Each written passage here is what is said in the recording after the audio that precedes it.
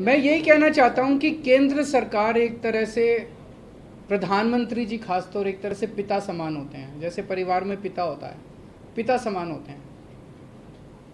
पिता की जिम्मेदारी होती है कि सारे बच्चों को अच्छे से उनका पालन पोषण करें।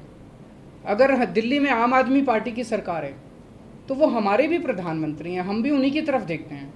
चाहे बीजेपी की किसी राज्य में सरकार है, किसी में कांग्रेस की सरकार है, किसी में आम आदमी पार्टी की सरकार है, वो सारे के सारे प्रधानमंत्री को एक तरह से पिता समान देखते हैं कि भाई ये अब कोई मुसीबत आएगी तो हमारी मदद करेंगे। लेकिन अगर जैसे ये 23 मई 2015 को आदेश पारित करके दिल्ली सरकार की पावर छीन ली गई, 8 साल तक हमें बिना पावर के काम करना पड़ा, काम रुक गया, किसका फायदा हुआ? आज सुप्रीम कोर्ट ने साबित कर दिया कि ये गलत था, ये ऑर्डर बिल्कुल गैर संवैधानिक ऑर्डर था। जितनी सख्त लैंग्वेज के अंदर सुप्रीम कोर्ट ने बोला है उससे ये साफ जाहिर है कि ये ऑर्डर केंद्र सरकार का बिल्कुल गलत था। तो इतना गलत ऑर्डर उन्होंने पास किया तो उसका मतलब तो यही था कि आम आदमी पार्टी की दिल्ली की सरकार को फेल करना उसका मकसद था, और तो कोई मकसद नहीं था। देश का तो भला नहीं हुआ, दिल्ली का तो भला नहीं हुआ, केवल और केवल लोगों का नुकसान हुआ। ये नहीं करना चाहिए।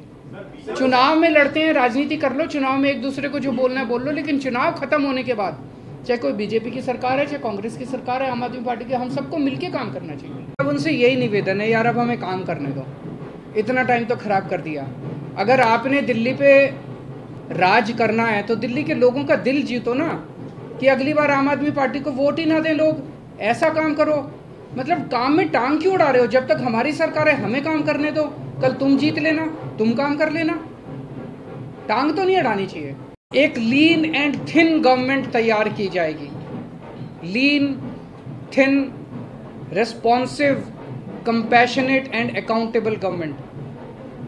ये हम चाहते हैं। दिल्ली, जैसे दिल्ली ने पूरे देश को शिक्षा का मॉडल दिया, हेल्थ का मॉडल दिया, अब एक ऐसे गवर्नेंस का, एडमिनिस्ट्रेशन का मॉडल हम जनता के सामने रखेंगे, पूरे देश के सामने रखेंगे।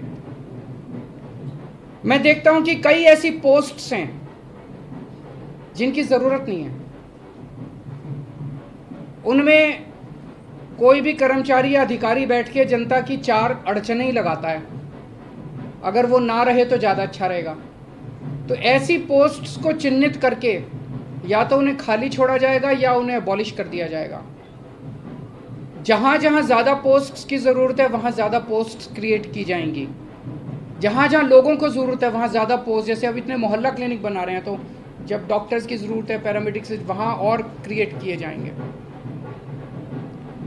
तो अभी तक हम लोगों ने स्कूल, अस्पताल में एक मॉडल दिया, अब पंजाब के अंदर हम एक अच्छे लॉ एंड ऑर्डर, कानून व्यवस्था लागू कर रहे हैं। उसी तरह से दिल्ली अब कुशल प्रशासन का एक मॉडल पूरे देश के सामने देगा। मैं एक बार फिर से दिल्ली की जनता का बहुत बहुत आभार व्यक्त करना चाहता हूं, जिन्होंने पूरे संघर्ष में हम लोगों का साथ दिया।